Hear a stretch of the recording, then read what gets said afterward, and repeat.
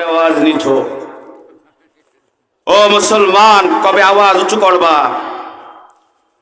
তোমাদের আওয়াজ নিচু হওয়ার কারণে আজ মুসলমান ফিলিস্তিনে মার খাচ্ছে, আফগানে মার খাচ্ছে, কাশ্মীরে মার খাচ্ছে, চেচনিয়ায় মার খাচ্ছে, বসনিয়ায় মার খাচ্ছে, সোমালিয়ায় মার খাচ্ছে, ইরানে মার খাচ্ছে, ইরাকে মার খাচ্ছে, আরাকানে মার খাচ্ছে, গুজরাটে মার খাচ্ছে, আমেরিকায় মার খাচ্ছে, ভারতে মার খাচ্ছে, বার্মায় মার খাচ্ছে, মালয়েশিয়ায় মার খাচ্ছে, চাইনায় মার খাচ্ছে, স্পেনে মার খাচ্ছে, ইউক্রেনে মার খাচ্ছে। একমাত্র কারণ তোমাদের আওয়াজ নিচু হয়ে গেছে।